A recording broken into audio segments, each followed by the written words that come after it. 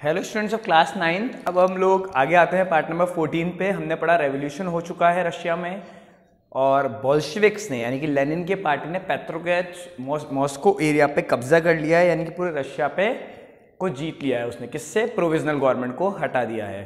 Prime minister केरेंस्की पहले ही छोड़ के भाग गए थे सिटी, मिनिस्टर ने सरेंडर कर दिया, यानी कि प्रोविजनल गवर्नमेंट खत्म हो गई जो बनी थी। तो पूरी पावर किसके हाथ में आ गई? बोल्शेविक्स के हाथ में। अब आप लोग डालेंगे, देखिए पेज नंबर 39 पे आएंगे, व्हाट चेंज्ड आफ्टर अक्टूबर। अब अक्टूबर में होता है ना रेवोल्यूशन, अक्टूबर रेवोल्यूशन बोलते हैं उसको। इसलिए अक्टूबर के बाद क्या क्या, अब बोल्शेविक पार्टी में नई सरकार बनी और जो बहुत हुआ लेनिन कर रहा था कि मैं आऊँगा तो ये करूँगा वो करूँगा, तो उसकी असली सच्चाई अब हम लोग जानेंगे उसने क्या क्या किया।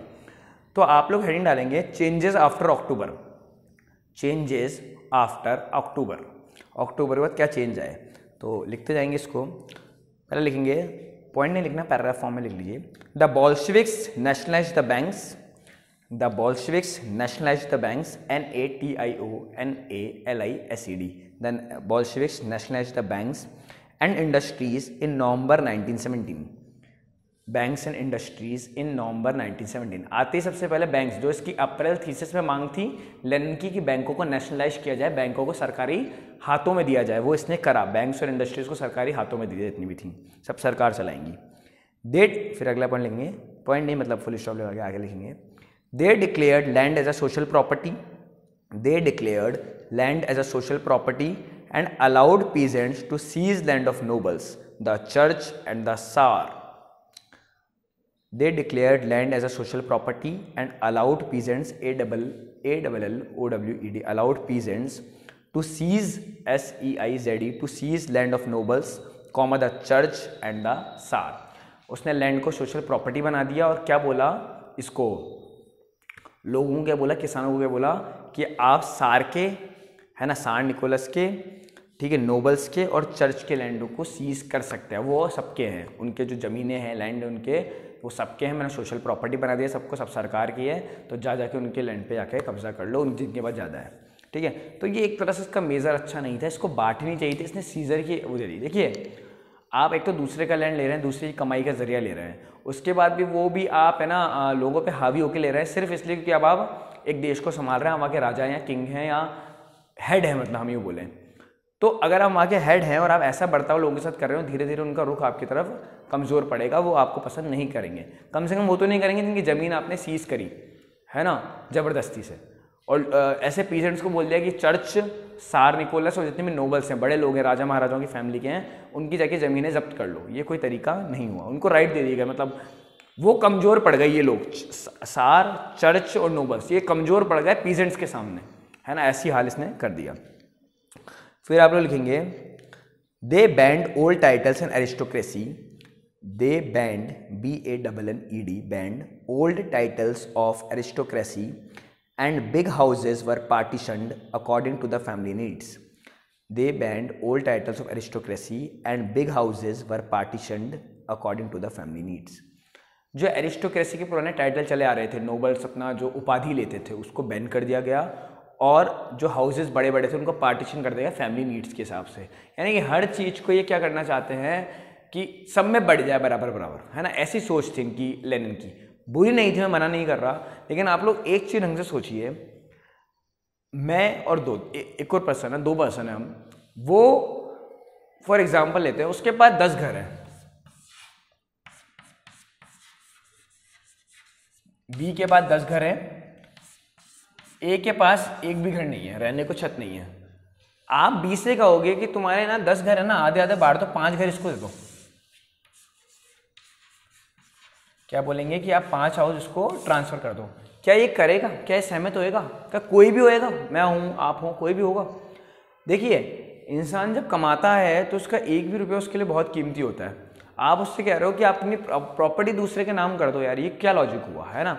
मैं इस लॉजिक से बिल्कुल भी सहमत नहीं हूँ, है ना। गवर्नमेंट, यहाँ की गवर्नमेंट भी ऐसे करती है कि लैंड सीलिंग वगैरह लगाती है, लेकिन ये ठीक है, मैं मना नहीं कर रहा, आप इन लोगों का फ़ायदा करना चाहते हैं, लेकिन ऐसे कि दूसरे की कमाई का जरिया किसी और को बांट दिया जाए।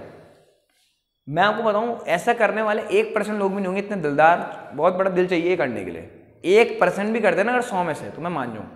और वो क्यों करेंगे? वो उनकी मेहनत का पैसा। चलिए मान लीजिए ना, ये बी जो जिसके पास 10 घर हैं, हो सकता है आज से 20 साल पहले इसकी हाल भी इनकी तरह हो, इसका हाल भी इनकी तरह घर ना हो, कमाई ना हो, है ना, लेकिन उसने मेहनत की और 10 घर बनाए, अपने नाम के प्रॉपर्टी की, अपना नाम कमाया, इसलिए कि 5 बांट दे दूसरे को।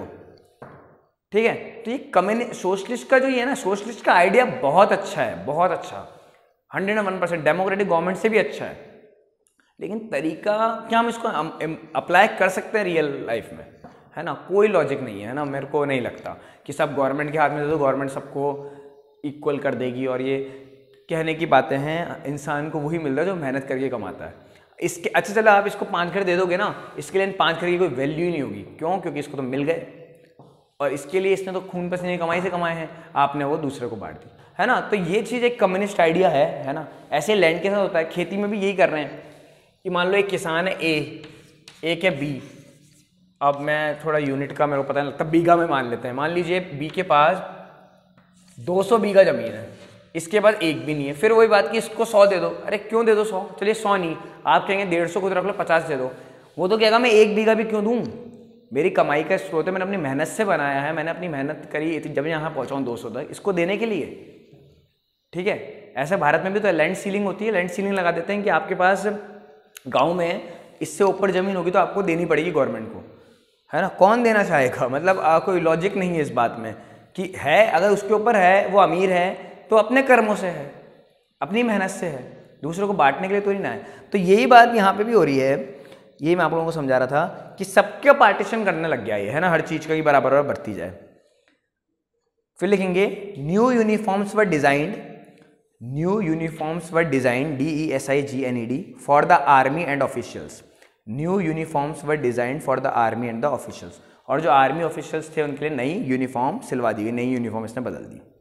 और लास्ट लिखेंगे मतलब पॉइंट के बाद, the Bolshevik party was rename the Russian communist party, the Bolshevik party was rename the Russian communist party, और बोल्शेविक पार्टी का क्या नाम रख दिया गया, रशियन कम्युनिस्ट पार्टी नाम रख दिया गया। ठीक है, बोल्शेविक पार्टी का नाम इसने चेंज करके क्या रख दिया, रशियन कम्युनिस्ट पार्टी। फिर आप लोग, ये तो इसने पहले भी खैर किया था, लेकिन आप पूरी तरह से इसने नाम इसका चेंज कर दिया। हेडिंग डालेंगे elections for constituent assembly, elections for constituent assembly, CONSTITUENT constituent ASSEMBLY। तो अब चुनाव होंगे, कॉन्स्टिट्यूएंट असेंबली के चुनाव होंगे। ठीक है, तो और अब आप देखेंगे कि कैसे बोल्शेविक के पैरों तले जमीन खिसक जाएगी, है ना।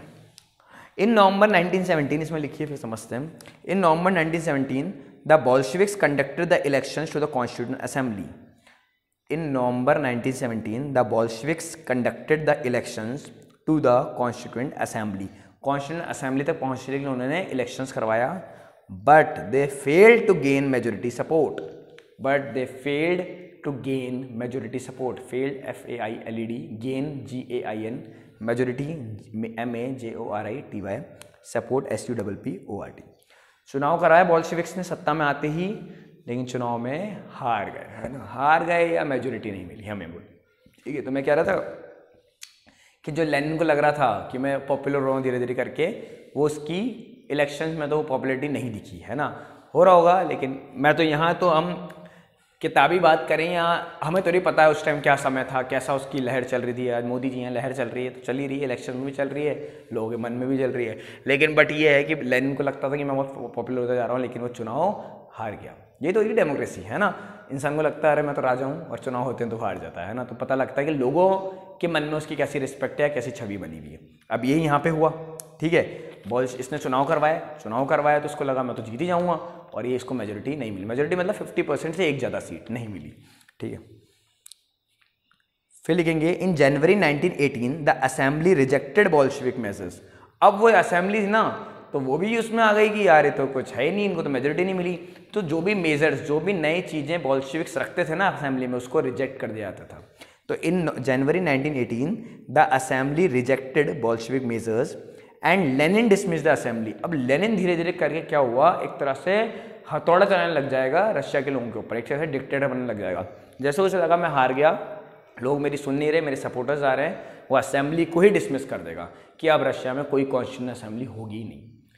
ठीक है, ये तरीका अपना लेगा मतलब रूल करने का। पहले तो वो लोगों के भले के लिए करता है, सरकार आता है, प्रोविजनल गवर्नमेंट गिरा के सरकार बनती है, जैसे चुनाव का टाइम आता है चुनाव हार जाता है, चुनाव हारता है तो उसकी थिंकिंग क्या कहती है कि कॉन्स्टिट्यूंट असेंबली को ही खत्म कर दो, मैंने रशिया के लिए इतनी मेहनत की थी, रशिया ने तो मुझे हरा दिया, है ना, मेरे को सत्ता में तो बना रहना है, राजा रहूँगा या किंग रहूँ, हेड रहूँगा, प्राइम मिनिस्टर रहूँगा, जो भी आप मेरे को दें, हेड मैं ही करूँगा एक कंट्री को, रशिया को। लेकिन हो क्या रहा, वो चुनाव हारा उसने, लेकिन क्या करा, असेंबली को ही डिसमिस कर दिया। फिर लिखेंगे Lenin believe that the All Russian Congress of Soviets was more democratic than an assembly. Lenin believed that BELIEVED that all Russian Congress of Soviets, all फिर Russian RUSSIAN Congress CONGRESS of Soviets SOVIETS was more democratic DEMOCRATIC democratic than an assembly ASSEMBLY। तो Lenin believe that all Russian Congress of soviets was more democratic than an assembly. तो इसने क्या बोला, जब वो assembly को dismiss करा तो क्या बोलता है कि मैं असेंबली हटा रहा हूँ, मुझे ऐसा लगता है कि मैं एक और चीज़ बनाता हूँ, उसका नाम रखूँगा all Russian Congress of Soviet.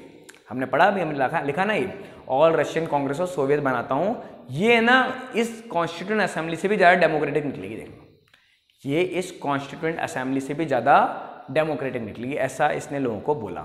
अब देखना आगे वो कितनी डेमोक्रेटिक निकलती है, ये हम लोग पढ़ेंगे, क्रिएशन ऑफ सोवियत यूनियन करेंगे। अब ये सोवियत यूनियन बनाएगा ना, इसके चुनाव कैसे होंगे उस बारे में पढ़ेंगे। पार्ट में 15 में करते हैं उसको कंटिन्यू, है ना। इसमें भी आपने ये समझेंगे कि ये चुनाव हार गया, इसने असेंबली को डिसमिस करा, क्या बना दिया, all Russian Congress of Soviet. उसकी कहानी हम लोग पार्ट नंबर 15 में पढ़ते हैं, है ना। सो ये आप लोगों को समझ में आया होगा, है ना। Thank you.